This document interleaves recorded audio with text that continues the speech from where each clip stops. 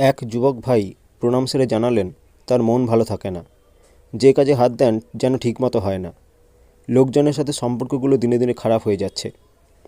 পরম পূজ্যপাদ শ্রী আচার্যদেব বললেন, কেউ যদি কাদায় পড়ে থাকে তাকে ততক্ষণ তোলা যাবে না যতক্ষণ না তার অন্তরাত্মা সেখান থেকে বেরোতে চাইছে। তুমি তো তোমার অবাঞ্ছিত অবস্থা থেকে মুক্ত হতে চাও, অথচ গর্বের সাথে বলছো আমি যে এরকমই, আমি যে এটা পারি না, আমার দ্বারা এটা হয় না।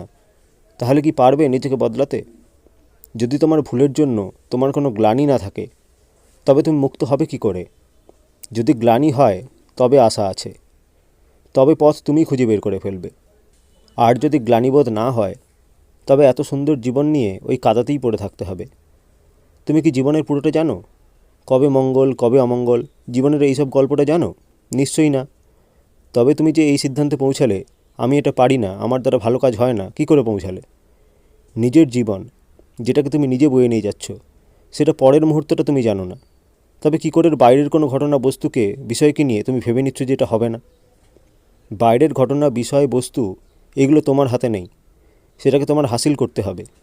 কিন্তু ভাবনাটা তোমার, সেটা তো তোমার হাতে আছে। সেটাকে বদলে ফেলো। মনকে বারবার বলবে ঠাকুর আছেন, আমার সব সুন্দর হবে। করো, তাহলেই পাবে। এর থেকে আর সহজ পথ কিছু নেই।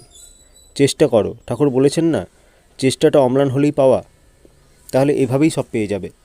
আলোচনা, পৌষ 1430, জানুয়ারি 2024। পরম পূজ্যপাদ শ্রী আচার্যদেব বললেন, তাঁকে যদি উপভোগ করতে চাই, যাজন করতে হবে। আপনারা বিশ্বাস করেন যতক্ষণ তার কথা বলছি তিনি এখানেই আমাদের মধ্যে কোথাও অবস্থান করছেন। যাজন করলে তাঁকে উপভোগ করা যায়, তাঁর সঙ্গ লাভ করা যায়। হরিনন্দন প্রসাদদাকে ঠাকুর একদিন বললেন, হরিনন্দন, যখনই আমাকে কেউ ডাকবে সমর্পণের সাথে আমি এসে উপস্থিত হব, আমি তার পাশে এসে দাঁড়াবো। হরিনন্দনদা বললেন, কেন সামনে এসে দাঁড়াবেন না কেন? ঠাকুর বললেন, প্রয়োজন হলে তাও। হরিনন্দনদা কাগজ কলম নিয়ে কথাটা লিখে নিচ্ছিলেন। ঠাকুর বললেন, এই এটা প্রাইভেট। রসিক শিরোমণি তো, নিজেই নিজের স্বরূপ ব্যক্ত করবেন, আবার বলবেন প্রাইভেট। পরম পূজ্যপাদ শ্রী আচার্যদেব। আলোচনা, ফাল্গুন 1429, মার্চ 2023। পশ্চিম বর্ধমান জেলার জামুরিয়া থানার অন্তর্গত মণ্ডলপুর গ্রামে সুধৃতি পালমা গ্রামে বাড়ি বাড়ি ডিপিওয়ার্ক করতে গিয়ে একটি বাড়িতে একটি শিশুকে দেখতে পান, যে শিশুটি দীর্ঘদিন ধরে একটি দুরারোগ্য ব্যাধিতে পীড়িত ছিল।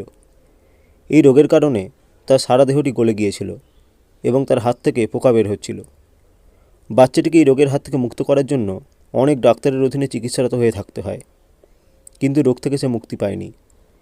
এই রোগের কারণে তার শরীর থেকে দুর্গন্ধ বেরোতো, তার সাথে কেউ কথা বলতো না এবং সে নিয়মান হয়ে স্কুলেও যেতে পারতো না। বাচ্চাটির এরূপ অবস্থা থেকে সুধৃতি মায়ের খুবই কষ্ট হয়। তিনি তৎক্ষণাৎ ঠাকুর বাড়িতে গিয়ে শ্রী আচার্যদেবের কাছে এই ঘটনাটি নিবেদন করেন এবং শ্রী আচার্যদেব দাদা সেই মুহূর্তে এই ঘটনাটি শুনে শ্রদ্ধেয় এসপিআর শ্রী ঐশী প্রসাদ ঘোষদার মাধ্যমে ওই বাচ্চাটির বাড়ি গিয়ে খবর নেওয়ার জন্য বলা হয় এবং রানীগঞ্জের মায়েরা সেই গ্রামে ওই বাচ্চাটির বাড়ি গিয়ে বাচ্চাটির অবস্থা দেখেন। বাচ্চাটির বয়স 12 বছর হওয়ায় তাকে ঠাকুরের দীক্ষা দেওয়া হয় শ্রদ্ধেয় শ্রী খোকারঞ্জন দেদার মাধ্যমে। তারপর তাকে ঠাকুর বাড়ি নিয়ে যাওয়া হয়। সেখানে শ্রী আচার্যদেবের আশীর্বাদে সৎসঙ্গ হাসপাতালে ডাক্তার সুধারঞ্জন দা বাচ্চাটিকে ট্রান্সফার করেন আরজিকর মেডিকেল কলেজে ডক্টর বিধানচন্দ্র মণ্ডল মহাশয়ের অধীনে। ডাক্তার মণ্ডল বাচ্চাটি চিকিৎসা করেন।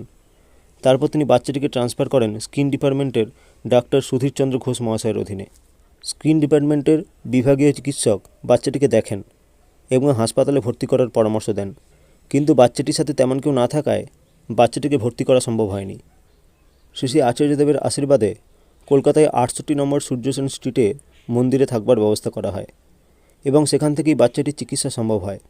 এই চিকিৎসায় থাকতে থাকতে 1 সপ্তাহের মধ্যে সে একটু একটু করে সুস্থ হতে থাকে। ঠাকুরের দয়ায় বাচ্চাটি এখন দুরারোগ্য ব্যথা থেকে পুরোপুরি মুক্ত। তার শারীরিক কষ্ট একদম নেই। এখন সে স্কুলে ভর্তি হয়েছে, বন্ধুদের সাথে খেলা করছে। আচার্যদেবের আশীর্বাদ এইভাবেই সকলের উপর বর্ষিত হচ্ছে। এই জন্যই বোধহয় পরম প্রেমময় শ্রী ঠাকুর অনুকূলচন্দ্র একবার বলেছিলেন, মানুষের দরজায় দরজায় দেবদূতের মতো যেয়ে হানা দিতে।